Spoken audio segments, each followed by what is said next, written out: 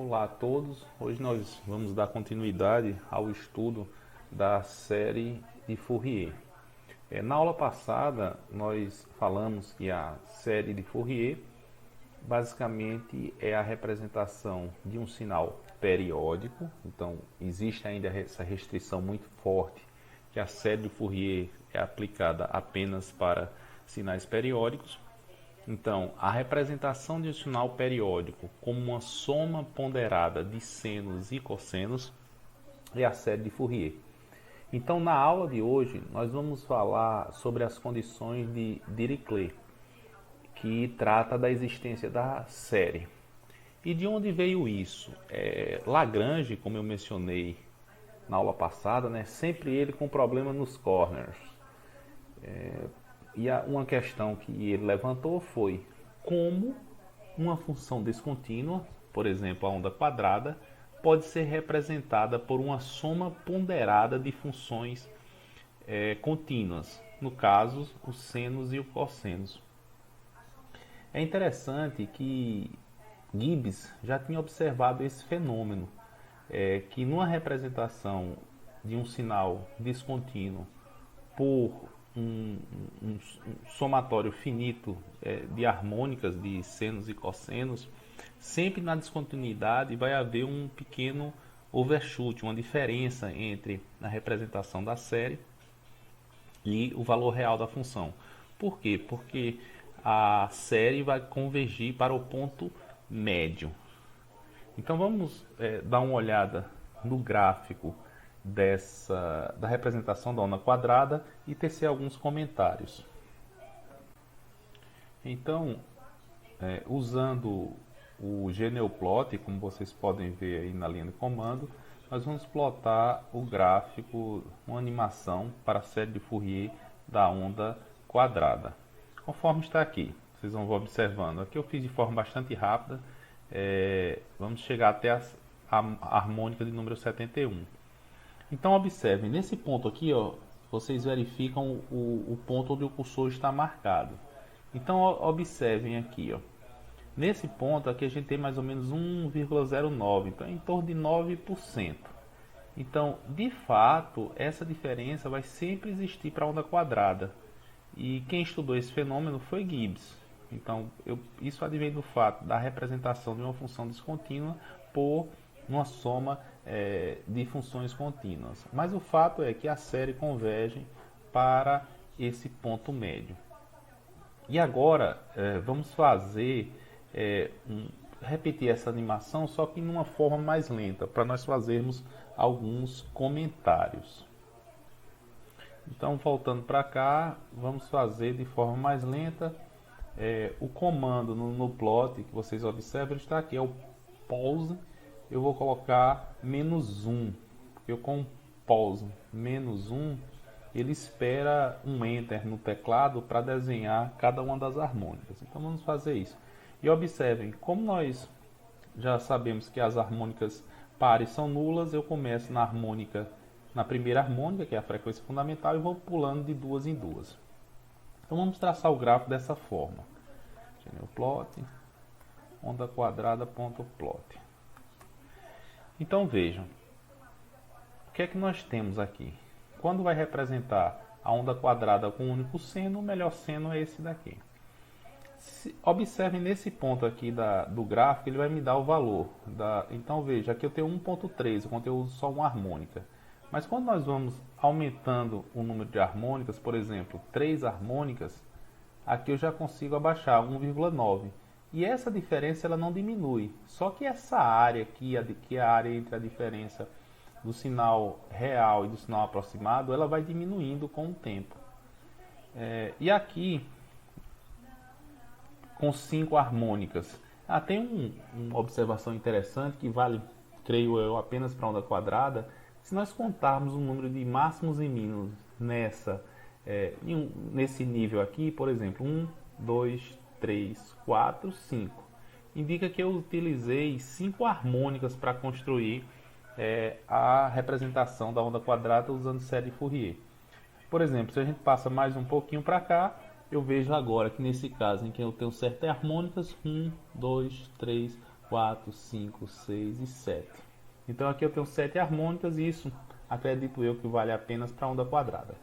Mas observe mais uma vez nesse ponto aqui do gráfico. Olhe, se eu coloco o mouse mais ou menos lá em cima, nós temos em torno de 1,9.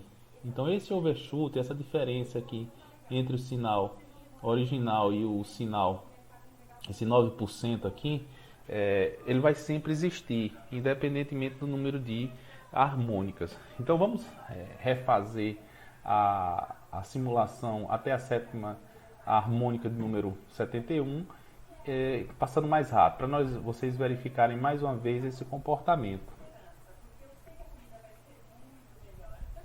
Então eu venho mais uma vez, abro o arquivo e vou colocar aqui um número bem pequeno, 0,1 segundo. Então a cada 0,1 segundo ele vai traçar, o Geneoplot vai traçar as harmônicas. Então observem como está sendo de forma bem rápida. Aqui a gente está vendo que aqui no meio fica cada vez mais próximo, então a gente já está na harmônica número 71, mas esse overshoot aqui, ó, em torno de 1,9, 1,09, então é um erro de 9%. Então quem descobriu, a primeira pessoa a descobrir esse fenômeno foi o pesquisador de nome Gibbs. Então retornando para cá, o que Gibbs mostrou é que vai haver o overshoot, mas a energia do erro, que é o sinal original, menos o x-til, a aproximação da série, essa energia vai tender a zero quando o número de harmônicas tender ao infinito. E na descontinuidade, conforme a gente já tinha falado, a série converge para o ponto médio das laterais. Bom, então aproximadamente 30 anos depois que Fourier propôs a sua série e que Lagrange tinha levantado os problemas, Dirichlet conseguiu determinar 3 condições. Uma delas é chamada de condição fraca e 2 outras que são fortes, nós vamos falar um pouquinho depois, que garantem a existência da série. A primeira condição de Dirichlet é que a integral do módulo do sinal a ser representado, da função a ser representada, tem que ser finita. Então a integral do módulo tem que ser finita. Observe que eu estou falando não do valor da função, mas sim da sua área sobre o seu gráfico. Então, por exemplo, o impulso é infinito, mas a área é unitária. Bom, e essa vai ser uma condição fraca, porque ela garante a existência da série, mas essa série pode não convergir em todos os pontos. E que pontos são esses? Por exemplo, se f de t for infinito em algum ponto, a série não vai convergir neste ponto. E também, se nós tivermos uma função com um número de máximos e mínimos infinito no período, a área pode ser finita, mas não vai existir a série. Bom, e aqui nós temos na realidade é um contra-exemplo de uma função periódica, essa função 1 sobre t, para t variando de 0 a 1, em que não vai existir série de Fourier. Por que ela não existe? Porque se nós calcularmos essa área no intervalo em um período de 0 a 1, por exemplo, aqui a integral de 1 sobre t é o ln, quando eu tender o ln tender a zero, ele vai a infinito. Então, essa área aqui é infinita. Então, logo, essa função não pode ser representada em termos da série de Fourier. Adiantando um pouquinho mais, nós falamos e podemos observar a segunda condição de Dirichlet, em que ele diz que x de t em um período deve ter um número finito de máximos e mínimos. Então isso garante a existência da série, se ela tiver um número máximo e mínimo, um número finito de máximos e mínimos. Como contra-exemplo, no Oppenheim, nós podemos encontrar essa função, seno de 2π sobre t, para t variando entre 0 e 1. Então o gráfico aproximado dessa função é isso. Como eu tenho 1 sobre t, quando t vai indo de 1 para 0, ele vai aumentando, então essa divisão vai ficando cada vez maior e a oscilação do sinal senoidal vai ficando cada vez maior quando t se aproxima de 0. Então, para esse exemplo, nós podemos observar a área aqui dessa função, ela é finita, mas o número de máximos e mínimos é infinito. Então, logo, aqui como contra-exemplo, essa função representada dessa forma, ela não tem série de Fourier. Bom, esse gráfico seria o gráfico que eu deveria fazer caso eu estivesse utilizando apenas o quadro negro. Como estamos na frente de um computador, vamos tentar desenhar essa expressão aqui, f de t igual a seno de 2π sobre t para t entre 0 e 1. E para isso vamos usar o nuplot. Então no plot, a primeira coisa eu tenho que definir a variável independente, que é a dummy, vai ser a t. Vamos plotar então a função. Eu vou colocar x entre 0 e 1, 0 e 1, e o seno, né, de 2 vezes π sobre t. Então temos esse gráfico que não está muito bom. Vamos aumentar o número de amostras, set samples 5.000. E assim eu vou traçar esse gráfico com 5.000 amostras. E replot aqui. Bom, então aqui já melhorou. Observem. A gente, como eu mencionei anteriormente, vem com a oscilação mais lenta e a oscilação vai ficando mais rápida quando se aproxima do zero. Então a gente pode até ampliar essa porção aqui para verificar que realmente as oscilações vão ficando cada vez mais rápidas. Em outras palavras, para essa função, o número de máximos e mínimos em um período, ele é infinito. Então essa função, contra-exemplo que é apresentado lá no LaTeX, essa função não vai ter série de Fourier, muito embora a sua área sobre o gráfico dessa função seja finita em um período. Indo para a terceira condição de Dirichlet, então observe, a gente falou que o número de condições de Dirichlet são 3, então essa é a terceira. A terceira condição de Dirichlet, ela diz que o sinal a ser representado ele deve ter um número máximo, um número finito de descontinuidades num período. Certo? Então o número de descontinuidades no período tem que ser finito.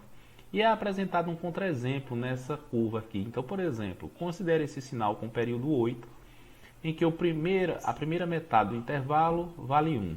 Então, de 0 a 4 vale 1. Depois, de 4 a 6, reduz pela metade, vale meio. De 6 a 7, reduz pela metade, vale 25. Então, o que é que está acontecendo? Eu sempre pego metade do período que está total aqui e atribuo um valor. Depois, a próxima metade, então a próxima metade daqui, por exemplo, de 4 a 8, o nível do sinal cai pela metade. Então, essa metade, essa porção existente, final eu divido por 2 e pego metade do intervalo. Então, essa função aqui, o número de descontinuidades, então aqui esse salto aqui que a gente desenha dessa forma é uma descontinuidade, é infinito. Então, para essa função, para esse sinal, não vai existir série de Fourier. Então, as condições 2 e 3 elas são ditas fortes porque elas garantem a existência e a convergência da série em todos os pontos. A primeira condição ela é dita uma condição fraca porque ela vai garantir aí, pode existir a série, mas podem ter pontos de descontinuidades para a existência da série de Fourier. Até agora nós vimos falando da série de Fourier, em particular a série trigonométrica, porque consistia da representação do sinal em termos de uma soma ponderada de senos e cossenos. Mas existe também uma definição da série exponencial de Fourier, que ela nasce de onde? Da identidade de Euler. Então a identidade de Euler, a exponencial complexa E elevado a jθ, é igual a cosseno de θ mais j seno de θ. Então, é óbvio que o módulo da exponencial complexa é a raiz quadrada da parte real ao quadrado mais a parte imaginária ao quadrado, cosseno ao quadrado mais seno ao quadrado, a relação trigonométrica fundamental, que é 1, a raiz de 1 é 1. Então, essa exponencial tem módulo unitário. E a fase da exponencial complexa é o arco tangente da parte imaginária, seno de θ, sobre a parte real, cosseno de θ. Seno sobre cosseno me dá tangente, e a tangente e a função arco tangente são inversas. Então, quando você compõe uma função em sua inversa, retorna ao próprio valor. Então, a fase de E elevado a jθ é o próprio θ. Então, a ideia aqui, utilizando a identidade de Euler, é verificar, só uma observação, não confundir com o professor Euler, do nosso departamento. Então, o Euler um alemão, a leitura é Euler. Então a identidade de Euler vai nos garantir que a gente possa representar aqui um sinal periódico e que atenda às condições de Dirichlet como soma ponderada de exponenciais complexas. Então nesse caso, a função, o sinal a ser representado vai ser um somatório com n variando de menos infinito até mais infinito de um Fn vz elevado a Jn ômega 0t. Então observe, uma vez que a gente está trabalhando com a exponencial complexa, os Fn's podem ser complexos ou não, dependendo do sinal. Isso é mais ou menos natural, porque quando se trabalha com a série trigonométrica, eu tenho 2 graus de liberdade, que são os coeficientes AN e o BN. Quando eu junto, quando eu observo o Fn, o grau de liberdade aqui, que é na determinação do Fn, eu tenho uma grandeza que pode ser complexa. Assim eu continuo com 2 graus de liberdade, um na parte real e outro na parte imaginária. E mais uma vez, o ômega zero é dado por 2π sobre t. Então vejam que a gente ainda continua com uma restrição muito forte sobre o sinal. Só conseguiríamos representar sinais periódicos por meio da série de Fourier. Nesse caso, a série exponencial. Então, o ômega zero, a frequência fundamental, é 2π sobre t, que vai ser dado em radianos por segundo. E n ômega zero são múltiplos da frequência fundamental, que são chamadas de frequências harmônicas. E aqui vale uma observação bastante interessante da distorção num sistema elétrico.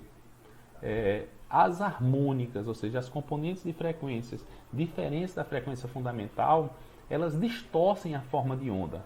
Então, aqui no Brasil, a frequência industrial é em 60 Hz. Então, as componentes de frequência, que são múltiplos desses 60 Hz, elas distorcem a forma senoidal do sinal que chega nas nossas casas.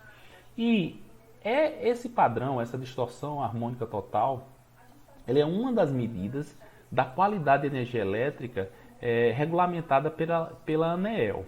Então, vamos falar um pouquinho mais aqui, de forma bastante rápida, sobre a distorção harmônica total e sua normatização pela ANEEL, que é a Agência Nacional de Energia Elétrica. Aqui uma pequena edição do vídeo, porque eu verifiquei, quando fui juntar todos os vídeos, que ficou faltando uma parte sobre a DHT, a distorção harmônica total. Então, vejam, como eu falei, a distorção harmônica total ela é normatizada pela ANEEL. Então, eu recomendo que vocês sempre procurem documentos oficiais. Então, no caso da energia elétrica, a Agência Nacional de Engenharia Elétrica. Na área das telecomunicações, o órgão regulamentador é a Anatel, a Agência Nacional de Telecomunicações, entre outras, como, por exemplo, a Agência Nacional de Águas, Anvisa, e por aí vai. Então, em particular, em termos de qualidade de energia, o PRODIST, módulo 8, trata desse tópico. E basicamente o PRODIST é o conjunto de procedimentos de distribuição de energia elétrica no Sistema Elétrico Nacional. Então, se vocês olharem este documento, que já está na sua versão, na sua revisão 10, que é oriundo da Resolução Normativa número 794/2017 e está em vigor desde janeiro de 2018. Então, nesse documento, que eu baixei diretamente do site da Anatel, nós vamos verificar aqui vários fatores que impactam na qualidade da energia elétrica, como, por exemplo, fator de potência, entre outros. Mas se vocês observarem o item 4, no item 4 nós vamos ver, na página 13, que ele fala das distorções harmônicas. Então, vamos andar para a página 13. Então, se nós verificarmos aqui na página 13, chegamos aqui na página 13, existe a definição das distorções harmônicas, ou seja, as distorções harmônicas são fenômenos associados a deformações na formas de onda das tensões e correntes em relação à onda senoidal da frequência fundamental. Então veja, em função da presença de elementos não lineares no sistema, tipo máquinas elétricas, transformadores e operações do sistema, pode ser que apareçam componentes múltiplas da frequência fundamental e essas componentes ruidosas, vamos dizer assim, fazem com que parte da energia não seja transmitida fora da faixa industrial de 60 Hz. Então, Um dos parâmetros que é utilizado para medir essa energia, a qualidade da energia, é a distorção harmônica total de tensão, que ele chama aqui de DTT percentual. Então, se nós andarmos um pouquinho mais para frente, vamos verificar a distorção harmônica total, que é dada pela soma de todas as harmônicas, a tensão em todas as harmônicas ao quadrado. Então ele recomenda que vá desde a segunda harmônica até esse H máximo, vai até a 40ª, a harmônica do número 40. E esse H máximo é conforme a classe A ou S, se é um fenômeno de maior precisão ou menor precisão. Então nós verificamos que a distorção harmônica ela é um dos parâmetros que medem a qualidade de energia e está normatizado na Anatel. Então eu recomendo fortemente que vocês procurem esse módulo 8 do ProDist no site da ANEEL e deem uma lida a termos de curiosidade. Bom, retornando agora para a nossa aula, a questão que vai ser levantada é: as exponenciais complexas formam uma base ortogonal? Então a resposta é sim, porque se não fosse uma base, um sinal periódico não poderia ser representado com uma soma ponderada deles. É o dual de uma base de vetores. Então nós sabemos, os três vetores unitários formam um espaço tridimensional. Então os vetores I e JK formam um espaço tridimensional. Então qualquer vetor nesse espaço tridimensional pode ser gerado por uma soma ponderada dos vetores I e JK. No caso dos sinais, a nossa questão é: eu tenho as exponenciais harmônicas, elas podem ser utilizadas para formar um sinal? Então, como a série existe, então a resposta é sim.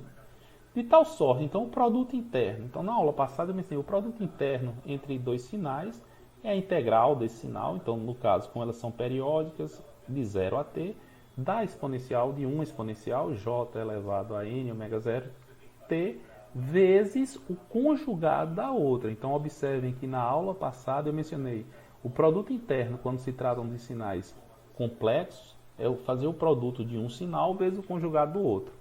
Bom, o conjugado de e elevado a j m ômega 0 t é apenas trocar o sinal. Então, vou ficar com o produto de duas exponenciais.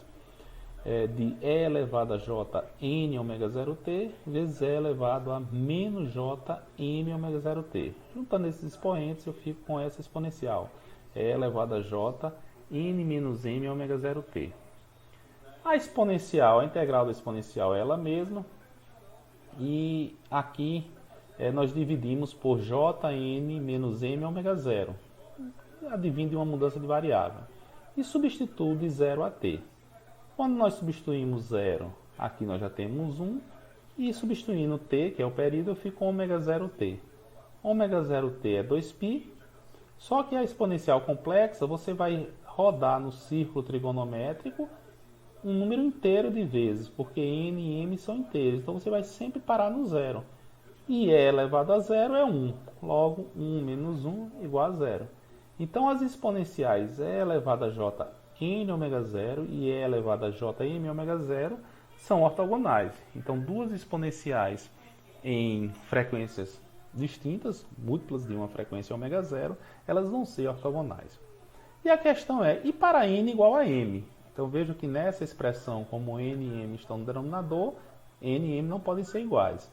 Então quando n e m são iguais, eu venho com essa expressão, e elevado a j n menos m ômega 0.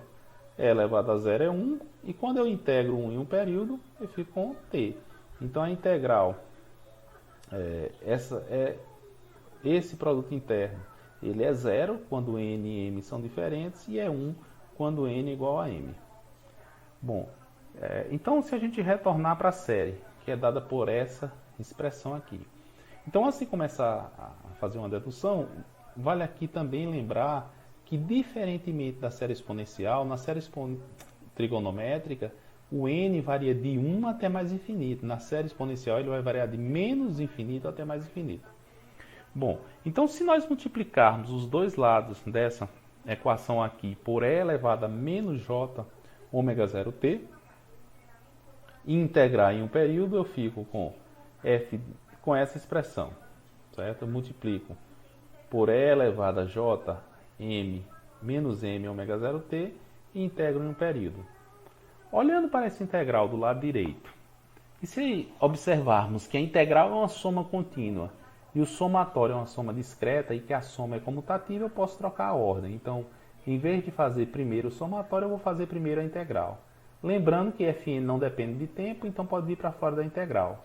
Então, essa integral aqui, de 0 a t, de e elevado a j, n ômega 0t, vezes e elevado a menos m, menos j, m ômega 0t, ela pode assumir dois valores. Ou ela é t, quando n igual a m, ou é zero, quando n igual a m. Então, esse somatório aqui de infinitas parcelas, esse somatório, você vai ter sempre um fn vezes zero, quando n é diferente de m, e fn vezes t, quando n é igual a m. Então, quando n for igual a m, você vai ter fn vezes t. Então, fn vezes t vai ser a integral de f de t vezes e elevado a menos j n ômega 0t. Passando o t para o denominador, eu fico com a expressão que fn é igual a 1 sobre t da integral em t. Então, observem, como a função é periódica, eu não preciso necessariamente integrar de 0 a t. Eu integro em um período. E aqui eu vou escolher conforme o problema, de f de t vezes e elevado a menos j n ômega 0t. Bom, se nós fizermos n igual a zero, então observamos que o f0 é a integral da função dividido pelo período, que isso me dá o valor médio ou nível CC do sinal. Então, como exemplo, vamos observar mais uma vez aqui a onda quadrada. Primeiro, vamos verificar, ela atende às condições de Dirichlet? Atendem. A integral em um período é finita, o número de máximos e mínimos em um período é finito e o número de descontinuidades em um período é finito. Então, essa função atende às condições de Dirichlet e vai existir a série. Bom, o f0, como é o nível DC, eu calculo a área. Daqui para esse ponto eu tenho uma largura tal, vezes a altura A, dividido pelo período. Então, o f0 é a tal sobre t. E o fn? O fn eu sou livre para integrar a função em um período. Nesse caso, é melhor integrar de menos t sobre 2 até t sobre 2. E nesse intervalo aqui, a função só é não nula de menos tal sobre 2 a tal sobre 2. Nesse intervalo, a função f vale a, vezes a exponencial complexa, e elevado a menos j n ômega 0t. A é constante, vem aqui para fora. A integral da exponencial é ela mesma, mas dividimos aqui por menos j n ômega 0, porque vem de uma mudança de variável. E integro de menos tal sobre 2 a tal sobre 2. Logo, quando eu substituo o limite superior, fica um e elevado a menos j n ômega 0 tal sobre 2, menos a substituição do limite inferior. Substituindo t é igual a menos tal sobre 2, que eu vou ficar com positivo. Bom, aqui nós devemos lembrar, sempre que você tiver uma soma ou subtração de exponenciais complexas com sinais opostos, ou vai aparecer um cosseno ou um seno. Então aqui eu tenho menos, então é cosseno menos j-seno. Essa aqui eu tenho mais, é cosseno mais j-seno. Então eu vou ficar cosseno menos cosseno vai embora, menos j-seno com menos j-seno. Então dá menos 2j-seno de n ômega 0 tal sobre 2. E simplificando, eu cancelando 2 com 2, esse menos com esse menos e o j com j, eu chego a uma expressão simpática para o fn, que é igual a sobre nπ seno de n ômega 0 tal sobre 2. E aqui vale a pena lembrar mais uma vez que da mesma forma que os coeficientes an e bn, quando n tende a infinito, o fn vai tender a zero. Então sempre isso vai ocorrer, porque os sinais que a gente está tratando aqui são sinais de potência, né? Então, a potência finita, eu vou somar esses coeficientes ao quadrado e eu chego à potência das exponenciais harmônicas. Então, de tal sorte que isso sempre vai ocorrer. O fn, quando o n tende a infinito, ele tende a zero. Então, essa é uma forma para vocês verificarem se o resultado está errado, né? Isso não garante que está correto, mas pelo menos ele não temos certeza que está errado. Se vocês encontrarem um fn, an ou bn que não tenda a zero quando o n tende a infinito, certamente está errado. Então vamos dar sequência aqui e substituir alguns valores, a igual a 1, tal igual a 1 e t igual a 2. Então, se nós substituirmos na expressão do fn, a expressão final será fn igual a 1 sobre nπ, seno de nπ sobre 2. E vamos substituir n igual a alguns valores, para n variando de 0 a 9 e calcular aqui 1 sobre nπ, seno de nπ sobre 2. Bom, quando n é 0, nós vamos calcular, retornando aqui um pouco, n é 0, o f0 é a vezes tal sobre t. A vezes tal 1 sobre t2, então fn é 0,5. Quando n é 1, 1 sobre π vezes o seno de nπ sobre 2. nπ sobre 2, seno de 1 vezes π sobre 2 é o seno de 90 graus, que é 1. Quando n é 2, eu vou ficar com o seno de π. O seno de π é 0. Quando n é 3, seno de 3π sobre 2 é menos 1. Então eu fico com 1 menos 1 sobre 3π. Quando é 4, 4 vezes π sobre 2 dá 2π, seno de 0 é 0. Então as harmônicas pares na série exponencial de Fourier também são nulas. Nós já tínhamos observado isso na série trigonométrica. Então, 6, 8, 2 só vai ser sempre nulo. E aqui o seno vai ficar oscilando entre mais e menos. Então, por exemplo, para 9, eu fico com um seno de 9π sobre 2, que é igual ao seno de π sobre 2, que é 1 sobre 9π. Se nós traçarmos um gráfico desses coeficientes Fn, então para F0 eu tenho 0,5, F1 0, algo em torno de 0,3, F2 é 0, F3 menos 0,1, F4 é 0, 0,6. Então, se vocês observarem, e eu quero que vocês memorizem isso para uma aula futura, nós temos tipo um seno amortecido aqui. Aí uma pergunta, se a gente aumenta a frequência ômega 0, o que é que acontece com o período? Ele diminui. Então, quanto maior a frequência, menor o período. Então, se você torna o sinal mais rápido, essa interpretação aqui é que são um distanciamento em frequência. Então, o n ômega 0, você vai ter as frequências mais distantes ou mais próximas. Bom, então, mas eu quero que vocês memorizem e lembrem. Olha, esses coeficientes aqui representam o quanto que o sinal tem em cada uma das frequências harmônicas. E observem que nós não precisamos fazer o cálculo aqui, porque o Fn, nesse caso, aqui é uma função par, então o f de n é igual ao f de menos n. Então, nesse caso aqui, eu traço os sinais de 0 até 10, de 0 até menos 10, vai ser apenas a replicação, o espelhamento desse sinal. Então, outra questão que aparece, existe alguma relação entre os coeficientes da série exponencial e da série trigonométrica? Bom, somos mais ou menos induzidos a responder que sim, pois as duas são utilizadas para representar o mesmo tipo de função, o mesmo tipo de sinal periódico. Então veja, aqui a gente vai fazer essa dedução para mostrar e observar qual é a relação entre os coeficientes da série exponencial, os fn's, e da série trigonométrica, a n e bn. Bom, então na série exponencial eu tenho que o f de t é representado por um somatório com n variando de menos infinito até mais infinito, de um fn vezes e elevado a jn ômega 0t. Bom, dividindo esse somatório na parte negativa, menos infinito até 1, o zero, o termo n igual a 0, e a parte positiva, f de n, somatório com n variando de 1 até mais infinito. Bom, como essa é uma soma discreta, eu posso trocar aqui, em vez de fazer de menos infinito até menos 1, faço a somatória de menos 1 até menos infinito. Do fn vezes e elevado a jn ômega 0t. Bom, dado que esses n são negativos, eu posso escrever esse somatório com n variando de 1 até mais infinito, desde que eu indique aqui que é para utilizar os valores negativos. Então eu fico com f de menos n e j é elevado a menos jn ômega 0t. Então é basicamente como se fizesse uma mudança de variável. Bom, trazendo o f0 para cá, para frente, e expandindo, utilizando a identidade de Euler, essa exponencial complexa. Então eu fico com cosseno de n ômega 0t menos j seno de ômega 0t.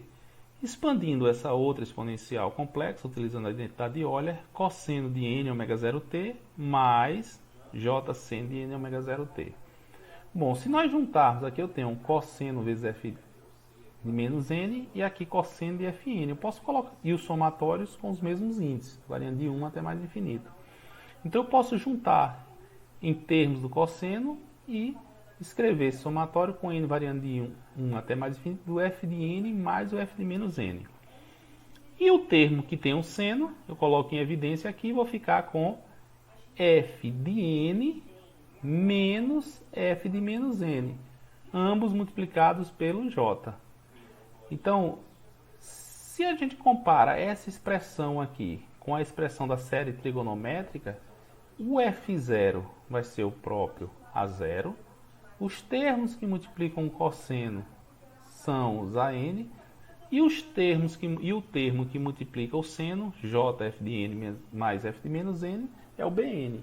Então, quando nós tivermos a série exponencial, a série trigonométrica já está dada. É suficiente utilizar esse conjunto de expressões. Invertendo, resolvendo isso aqui, se o A0 é o F0 é o próprio A0.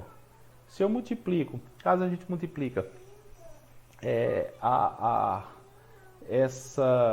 função de baixo por menos j, eu vou ficar com menos j, eu vou ficar com AN menos JBN, somo dois FNs aqui, então eu fico com AN menos JBN sobre 2. E multiplicando por J, o F de menos N é igual a N mais JBN sobre 2. Então, nesse segundo conjunto de expressões aqui, tendo os ANs e os BNs, chegamos aos coeficientes FN, os coeficientes da série exponencial. Então, aquela pergunta que foi feita aqui em cima, se existe alguma relação entre os coeficientes da série exponencial e trigonométrica, está respondida. É suficiente observarmos esses conjuntos de expressões. E também é natural, dado que a série exponencial e a série trigonométrica representam os sinais periódicos que atendem às condições de Dirichlet, deveria haver uma relação entre eles.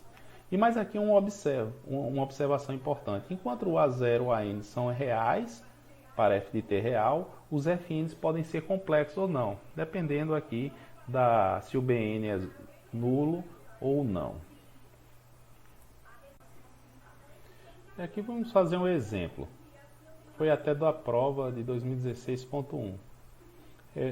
Eu tenho f de t, que é igual a e elevado a t menos 1, num período unitário. Então aqui de cara a gente já calculou ômega 0, 2π sobre t, o ômega 0 é 2π.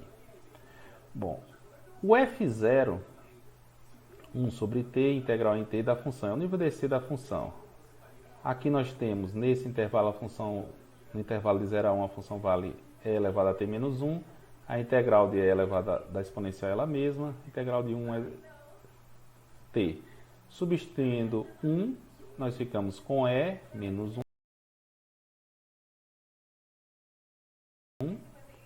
E substituindo 0, é elevado a 0. Então a gente vai ficar com e menos 1, menos 1. Então o f0 aqui é menos 2. O que é o número de Neper? 2,70 alguma coisa. Bom, então 2,70 menos 2 dá 0,7. Então é um valor razoável para essa área, 0,7. Porque a gente varia de 0 até... aqui até e menos 1, então essa função varia de 0 até algo em torno de 1,7 e o valor médio dela é 0,7. Então veja, eu não poderia ter como valor médio acima de 1,7 nem abaixo de 0. Esse é um valor razoável. Bom, o cálculo do Fn é a integral de 1 sobre t, integral em t de f de t vezes a exponencial de e elevado a menos j em ômega 0 t dt. Então, aqui nós temos, como eu tenho um exponencial, então eu vou multiplicar essa exponencial vezes e elevado a j em ômega 0, que a gente já calculou lá em cima, ômega 0 é 2π, t dt. Então essa exponencial vezes essa outra, eu coloco o t em evidência, ficou 1 menos j em 2π. E aqui eu tenho 1 vezes a exponencial, que dá a própria exponencial. Observando, a integral da exponencial é ela mesma, lembrando que eu tenho que dividir aqui por essa constante em virtude de uma dessa variável. Mesma forma aqui, integral da exponencial ela mesma dividido por esse ponto. E vamos substituir 0 e 1. Quando eu substituo 1 aqui, eu fico com 1 menos jn2π. Quando substituo 0, e elevado a 0 é 1, sobre esse denominador. Menos, substituindo aqui e elevado a jn2π, a exponencial complexa vai dar voltas inteiras sobre o círculo trigonométrico. Então ela vai parar sempre em 2π, então, que é 1. E e elevado a zero é 1. Então esse termo vai ser cancelado. Aqui nós podemos dividir essa potência com e elevado a 1 vezes e elevado a menos jn2π. Que aqui, mais uma vez, você vai dar voltas inteiras no círculo trigonométrico para sempre 1. Então 1 vezes e dá o próprio e. Então chegamos aqui à expressão final para Fn. E menos 1, 1 menos jn2π. Então, o f de t vai ser igual ao f0, mais o somatório com n variando de menos infinito a mais infinito, menos o zero, do Fn é menos 1 sobre 1 menos jn2π, vezes e elevado a jn ômega 0t. Então, uma aproximação para a função f de t é dada por essa expressão.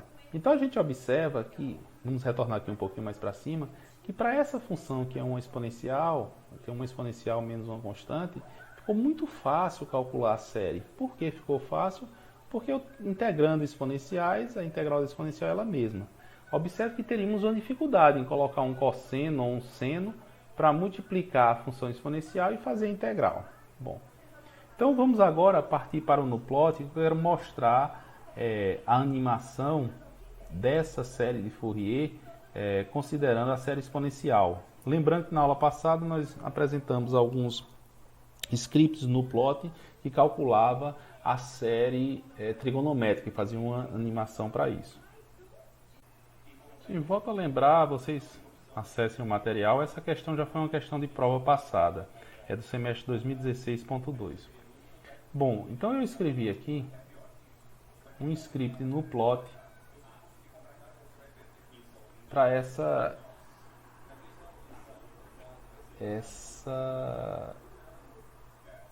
função, para a gente fazer uma animação dela.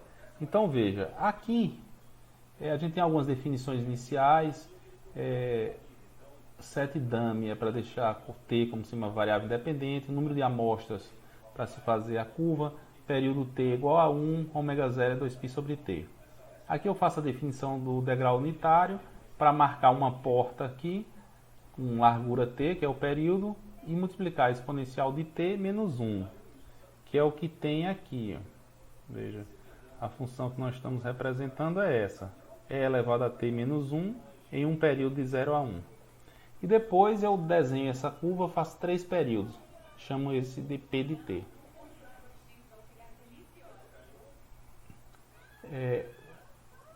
Nesse ponto aqui, fazemos a definição do j, da unidade imaginária. Então, o j é dado por essa expressão. E vamos escrever aqui nesse ponto o Fn. É menos 1 dividido por 1 menos J2Nπ, que é o que nós temos aqui. É menos 1, 1 menos Jn2π. É menos 1 sobre Jn2π. Só que, como eu mencionei para vocês, aqui eu fiz a definição do E, um valor aproximado, o A0, que é igual ao F0, é sobre 2, e aqui eu utilizei aquelas expressões que nós calculamos. Quem é o AN? É o F de N mais o F de menos N. O BN, J, F de N menos F de menos N. E utilizei a mesma expressão para traçar as harmônicas, ou seja, utilizando a série trigonométrica. Então, esse script aqui serve para você corrigir um exercício. E, na realidade, eu escrevi esse script para corrigir a prova de 2016.2. Então, vamos verificar agora como fica essa animação. Então, GNU-Plot. Como fica essa animação? Se vocês observarem, essa é a função f de t, é elevado a t menos 1. e aqui as harmônicas vão passando. Então, vendo que vai ficando cada vez mais próximo. Como a função é descontínua, aqui a gente chega mais uma vez ao fenômeno de Gibbs, esse overshoot, essa diferença aqui, esse salto entre o valor original. Mas a série converge para o ponto médio. E nesses pontos aqui, a convergência ela é melhor. Então, é interessante que com esses scripts você pode verificar se fez o cálculo correto ou não. Coloca o valor do Fn e manda plotar. Da mesma forma que nós fizemos para o An e Bn na série trigonométrica. Bom, e por fim, vamos falar da série trigonométrica compacta, que vai usar apenas cossenos defasados. Por que isso? Então, um cosseno defasado é o somatório com n variando de 1 até mais infinito de um Cn, que é o coeficiente da série compacta, cosseno de n ômega 0t mais um θn.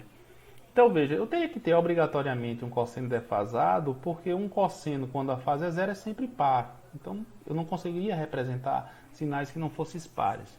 Então, a expressão geral para a série trigonométrica compacta é que eu vou ter o f de t igual a um C0 mais o somatório com n variando de 1 até mais infinito do Cn vezes o cosseno de n ômega 0t. Então, voltando aqui, eu vou ter frequências múltiplas de uma frequência fundamental, em que a frequência fundamental é 2π sobre t, em que t é o período desse sinal f de t, mais um θn.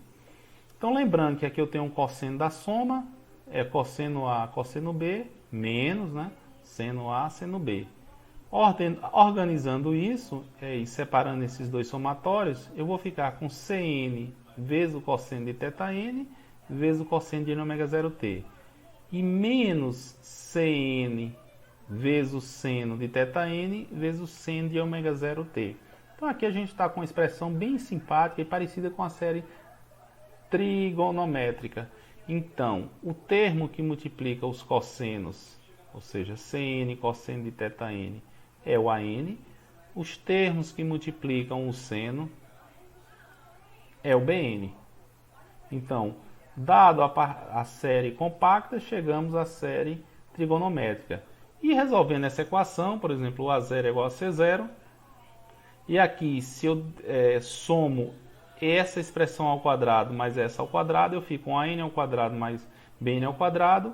Cn ao quadrado vai para a evidência, fica um cosseno ao quadrado mais seno ao quadrado, que é 1. Então, logo, C vai ser a raiz de A ao quadrado mais Bn ao quadrado. Dividindo essa expressão por essa outra, seno sobre cosseno, é o Cn vai dividir, vai se anular, vai dar menos 1 a divisão, e seno sobre cosseno me dá tangente. Passa a tangente para o outro lado, fica o arco tangente de Bn sobre a n. Então, uma vez dada a série trigonométrica, com esse conjunto de expressões, obtém-se a série trigonométrica compacta. Bom, senhores, então aqui a gente tem um exercício para nós podermos comparar e verificar o funcionamento das três séries que foram apresentadas, ou seja, a série trigonométrica, a série exponencial e a série trigonométrica compacta. Para esse sinal, que eu tenho f de t igual a e elevado a menos t sobre 2, de 0 a π. Então aqui a gente observa que esse sinal é um exponencial decrescente, dado pela expressão e elevado a menos t sobre 2, e o período dela é π.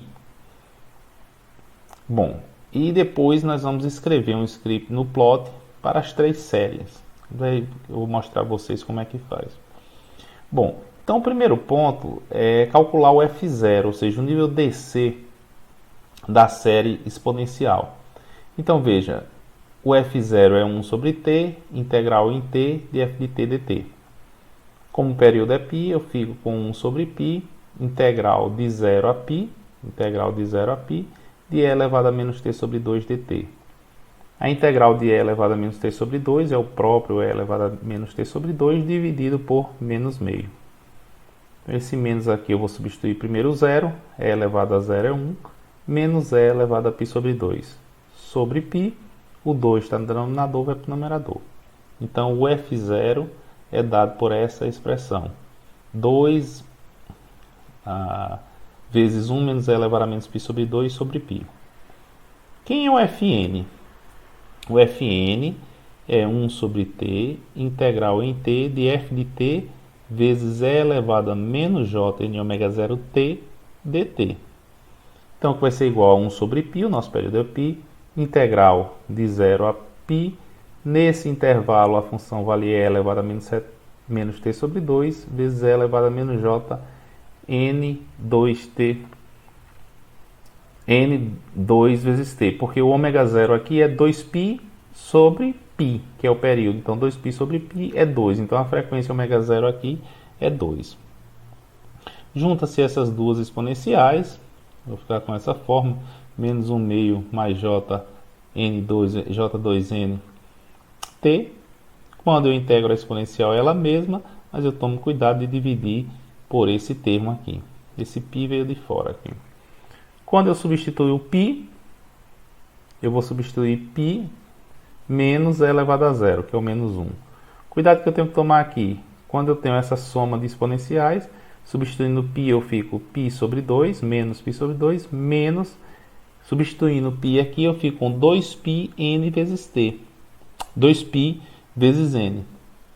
Então, 2π vezes n, você vai dar voltas inteiras no círculo trigonométrico. Logo, isso aqui é 1.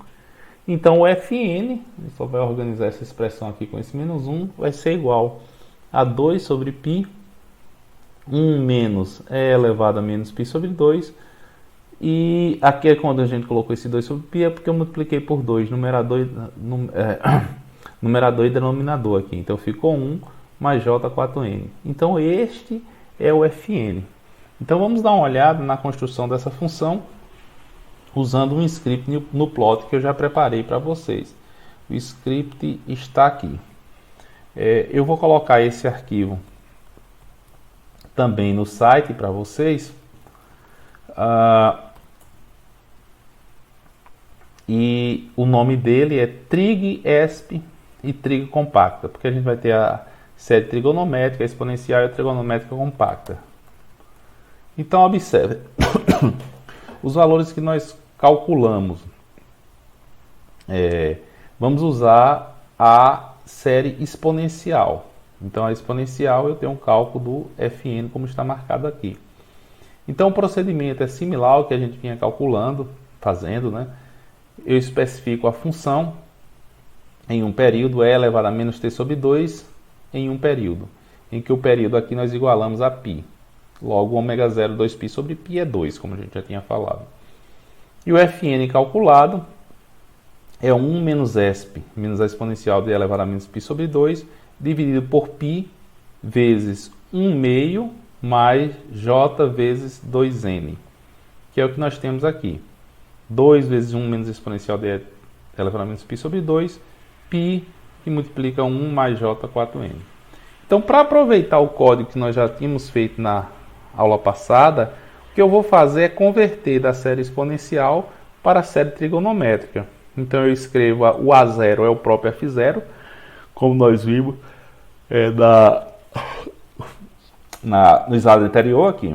O A0 é o próprio F0, em algum ponto a gente já mostrou aqui. O A0 é o próprio F0.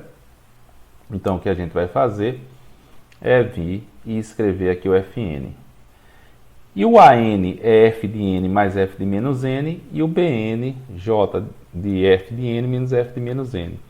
Então, como eu fiz a conversão aqui de Fn para os A0, An e Bn, eu já botei aqui, eu uso a mesma expressão recursiva para calcular a série e plotar a série, utilizando os Fn's, né, em função da série exponencial, da série trigonométrica, que eu tenho os An's e os Bn's. Então, vamos fazer esse desenho de forma rápida.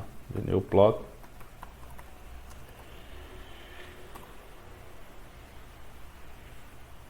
A gente vai fazendo, aqui eu tenho e elevado a menos t sobre 2, de 0 a π, e a gente observa que chegamos ao valor correto. Bom, a outra ideia é calcular a série trigonométrica. Então, a série trigonométrica, se a gente quiser o valor fechado, eu sei que o A0 é igual ao próprio F0, que a gente inclusive já utilizou no script, no plot. E venho aqui e vou escrever que o AN é o f de n mais f de menos n. Então eu pego essa expressão e vou somar ela colocando mais n aqui, mais f de menos n. Então eu já posso colocar essa porção toda em evidência. Essa porção toda em evidência e vou somar 1 dividido por 1 mais j4n, mais 1 dividido por 1 menos j4n. Aqui você vai fazer o produto da soma pela diferença, que é o primeiro menos o quadrado do segundo. Como eu tenho um j aqui, vai virar mais. E faço esse produto cruzado. Então 1 menos j4n, 1 mais j4n, j4n vai embora, eu fico com 2 aqui, que multiplica por esse 2. Então esse é o valor do AN. E o BN, de forma similar, é j vezes f de n menos f de menos n. Então a gente vai fazer essa substituição aqui, só que nesse caso agora, como eu faço, tem um sinal de menos que vem aqui da fórmula, vai sobrar, aparecer um j4n aqui. Quando multiplica por esse j, vai passar a ser real.